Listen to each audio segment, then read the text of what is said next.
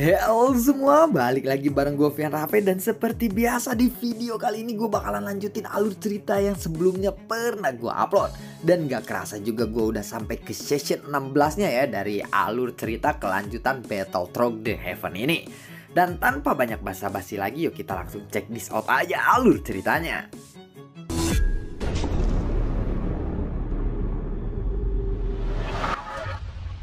Di episode sebelumnya, Xiaoyan yang mengambil tombak milik Dongchang, lalu tombak itu berubah menjadi sebuah gauntlet di tangannya. Sementara Lazy terus memperhatikan tindakan Xiaoyan itu. Dan setelah melihat gauntlet itu muncul di lengan Xiaoyan, Lazy sepertinya teringat sesuatu.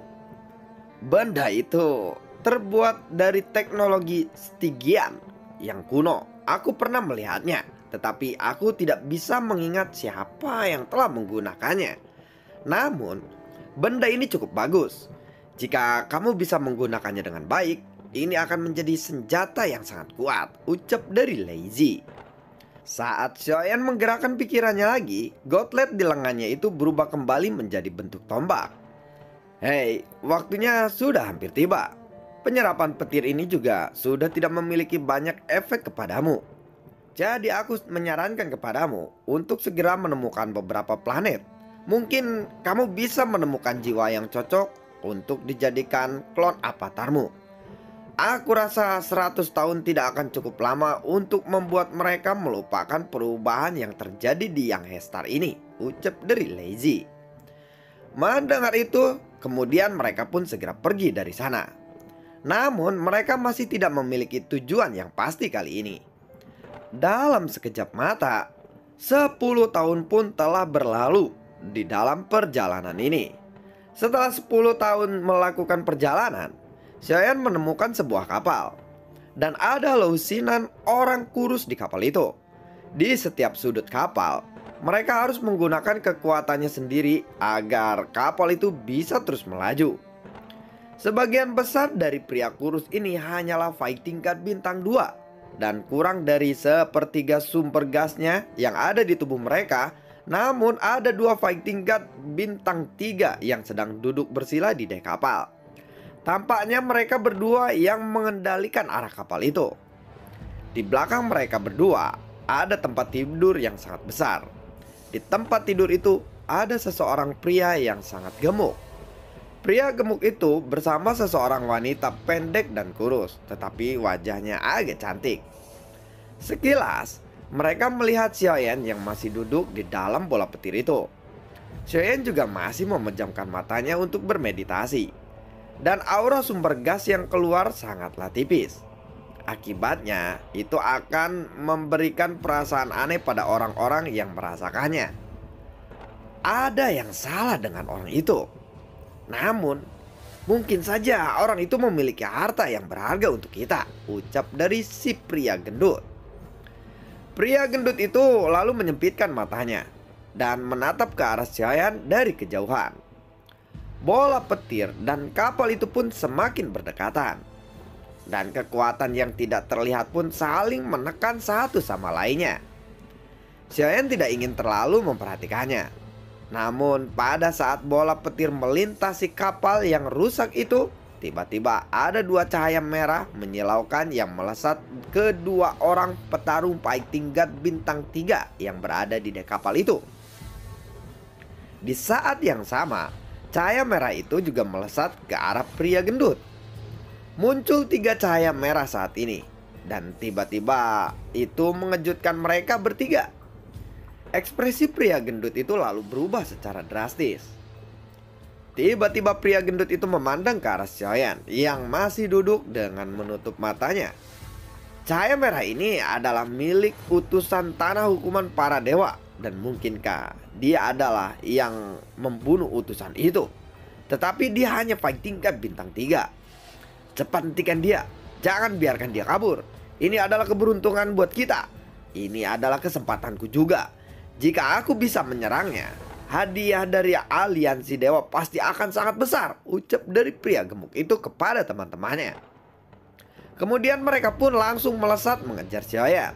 Hahaha, matilah kau. Aku benar-benar ingin tahu apa yang bisa membuatmu menjadi buronan aliansi dewa, ucap dari salah satu dari mereka. Mata Xiaoyan pun perlahan terbuka, lalu menatap dingin kedua orang yang sedang melesat menyerangnya. Xiaoyan tiba-tiba berdiri, dan ketika dia mengangkat kakinya, dia menendang tombak merah yang ada di sampingnya. Lalu tombak merah itu pun melesat langsung menuju ke arah orang yang berada di sebelah kanan. Set, buah, tiba-tiba terdengar jeritan dari sisi kanan, dan orang yang berada di sisi kiri, dia belum sempat bergerak, namun merasa lengannya seperti ditusuk oleh jarum. Saat yang sama dan berikutnya, ada rasa sakit yang parah sehingga menyebabkan dia kehilangan semua inderanya, dan akhirnya tubuhnya mencair dan menghilang di udara.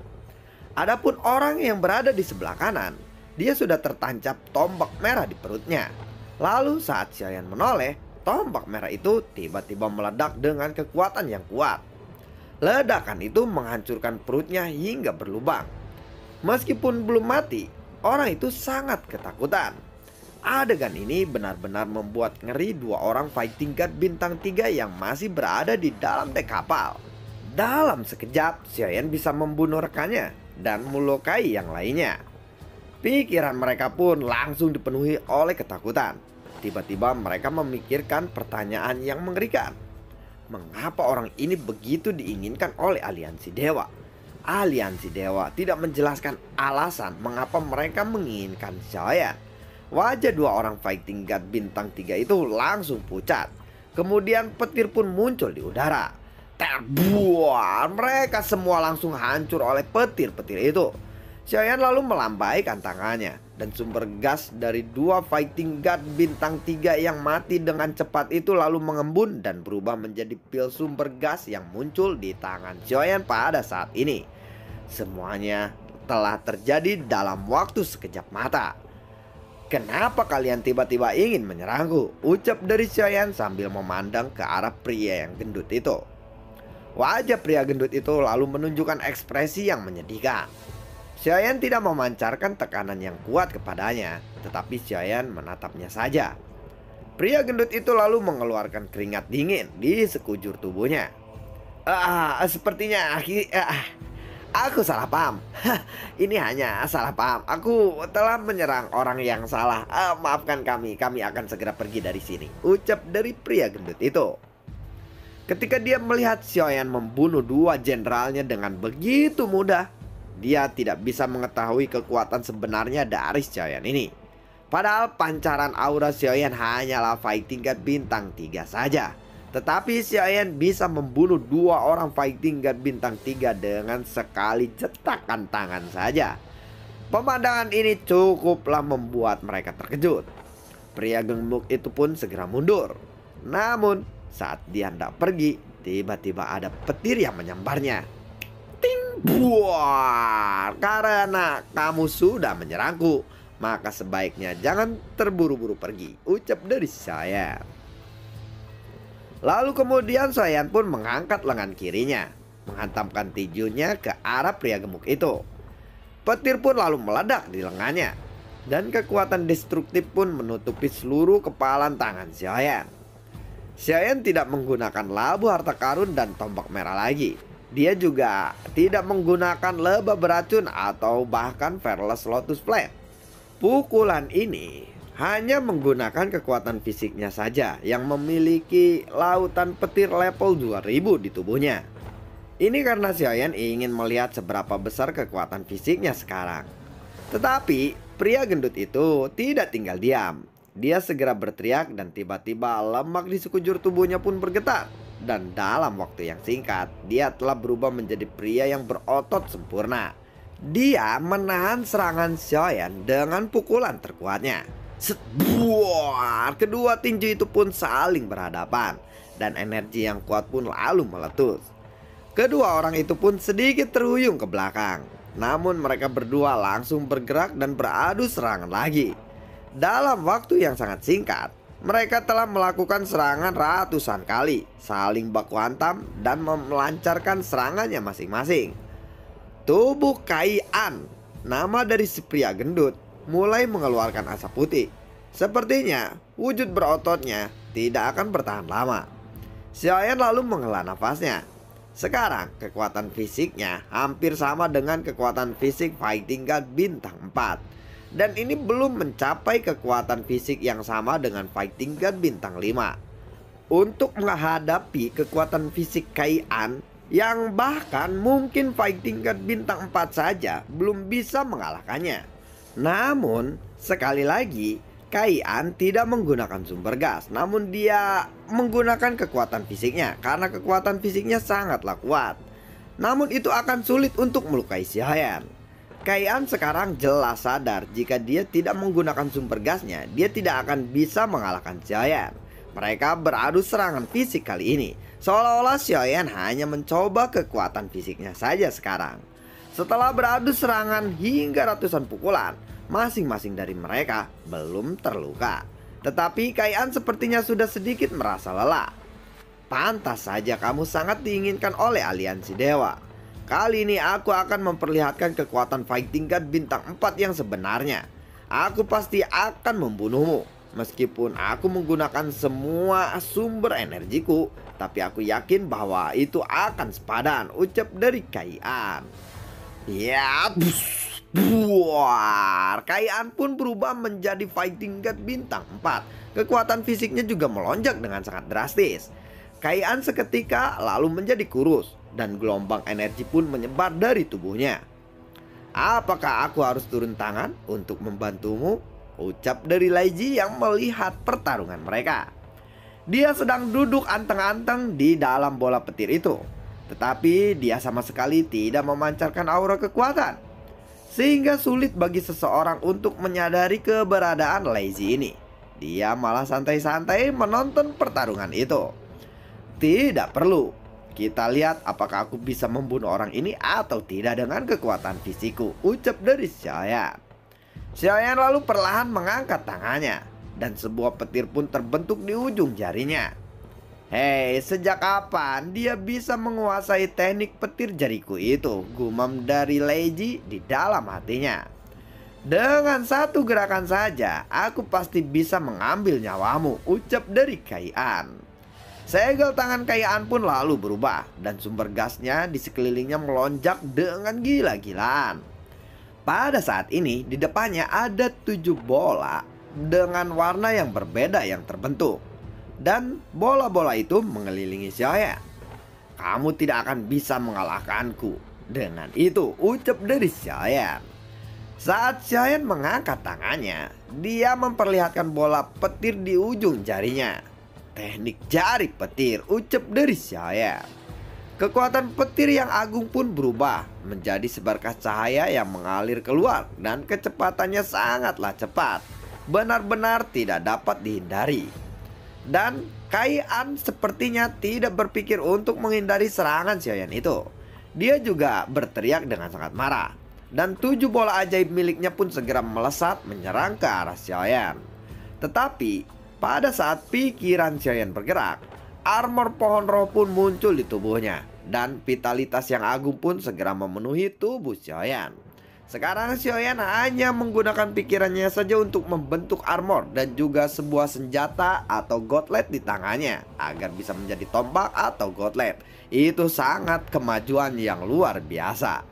Saat kekuatan jari petirnya meledak, Kai An juga menggunakan sumber gas untuk membentuk perisai yang melindunginya dari sengatan bola petir yang menuju ke arahnya. Tetapi itu hanya bertahan untuk beberapa saat saja. Perisai itu akhirnya hancur dan petir yang tidak terhitung jumlahnya mengalir ke tubuh Kai An. Dan tiba-tiba dia merasakan sakit yang sangat menyakitkan. 7 bola energi Kai An juga melesat dan Xiaoyan tidak bisa menghindarinya. 2000 beng beng buar. Suara bergemuruh pun meledak dan tidak ada habisnya di langit. Saat ledakan demi ledakan itu menghilang, kedua sosok itu masih berdiri dengan tegak. Ada darah yang tumpah dari sudut mulut Xiaoyan dan ada beberapa berkas luka di tubuhnya. Tetapi semuanya langsung pulih dengan cepat akibat dari armor roh milik Jiang An ini. Pada saat yang sama, armor roh pohon itu lalu menghilang kembali dari tubuh Xiaoyan. Bagaimana mungkin? Ucap dari Kai-an yang keheranan melihat luka-luka Xiaoyan sembuh dengan begitu cepat. Meledaklah, ucap dari Xiaoyan. Kemudian tubuh Kai-an pun lalu membesar dengan cepat. Dan lalu petir yang tidak terhitung jumlahnya keluar dari tubuh Kai-an. Dan tubuh Kai-an pun langsung hancur berkeping-keping dalam sekejap. Meskipun belum sempurna, ternyata jari petirku ini cukup kuat ya, ucap dari Xiaoyan.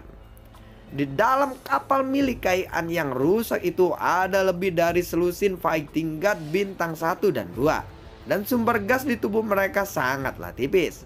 Dan masing-masing dari mereka telah memucat.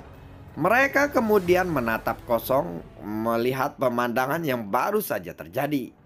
Mereka menyaksikan dengan mata kepala mereka sendiri bagaimana mengerikannya kematian Kai-an. Jalan kematian ini benar-benar tragis. Dan Xiaoyan masih terlihat tenang saat ini. Dia telah menjadi eksistensi yang paling menakutkan di mata mereka saat ini. Mereka tidak berani bergerak sedikit pun, juga tidak berani melarikan diri. Mereka hanya bisa pasrah menyerahkan takdir mereka kepada Xiaoyan saat ini. Xiaoyan lalu melambaikan tangannya. Cincin penyimpanan Kai-an pun langsung melesat ke arah genggaman Xiaoyan. Di dalamnya tidak ada barang-barang yang berharga. Bagaimanapun, tempat ini benar-benar tandus dan tidak ada harta karun di tempat ini. Lalu tiba-tiba ada sebuah bola pencari jejak yang melesat ke arah Xiaoyan.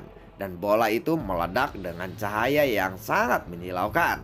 Seolah-olah cahaya itu memberikan tanda ke semua orang bahwa Xiaoyan ada di tempat itu. Sepertinya aliansi dewa begitu menginginkanku. Tetapi entah apa alasan mereka. Dan mereka akan memberikan batu sumber bagi mereka yang bisa menangkapku. Terlepas aku hidup atau mati. Tampaknya aliansi dewa telah memasang sayembara di tanah hukuman para dewa ini untuk menemukanku. Begitu aku muncul, aku pasti akan menjadi pusat perhatian mereka. Aku tidak tahu bagaimana caranya aliansi dewa membuat bola pencari jejak seperti ini, ucap dari Xiaoyan. Pada saat yang sama, setelah Xiaoyan menghilang selama ratusan tahun, Cao Cao tahu bahwa Xiaoyan telah memasuki tanah hukuman para dewa. Dan seharusnya ada beberapa orang yang menemani Xiaoyan di sana. Namun, Xiaoyan memasuki tanah hukuman para dewa ini sendirian. Setelah mengetahui hal itu, Cao Cao pun menjadi sangat marah. Menurut pendapatnya, tidak ada orang lain selain Jin Wuye yang bisa merencanakan hal yang seperti ini. Dia segera memimpin pasukan Langya untuk menemui Jin Wuye. Dan dia akan mulai bertempur dengan tentara surgawi kali ini. Anjing tua Jin Wuye, jika kamu tidak menyerah, maka aku juga tidak akan menyerah. Saat Lautian tidak bisa melakukan semuanya untukmu, kamu juga sepertinya ingin semua bibit gagal seperti Lautian. Suara Cao Cao pun lalu menyebar di seluruh aliansi dewa. Tetapi saat kedua pasukan itu baru saja akan bertarung, sebuah suara terdengar dari aula tempat Jin Wuye berada. Cao Cao, bisakah kamu lebih tenang sedikit? Ucap dari suara itu. Lalu bagaimanakah kelanjutan ceritanya? Akankah pertempuran antara tentara Cao Cao dan juga Jin Wuye meletus di aliansi dewa? Nantikan video gue berikutnya dan semoga sehat selalu untuk kalian. Tidak lupa gue selalu ucapin terima kasih banyak buat kalian yang sudah mendukung channel ini dari awal hingga saat ini. Dan gue juga selalu ucapin terima kasih banyak buat kalian yang sudah mensupport channel ini lewat link Saweria di bawah kolom deskripsi. Sampai gue pilek ya semalam karena kecapean anjir. Tapi gak apa-apa ya, agak bindang sedikit gak apa-apa ya. Sampai jumpa di video gue berikutnya dan semoga sehat selalu untuk kalian. Assalamualaikum dan dadah.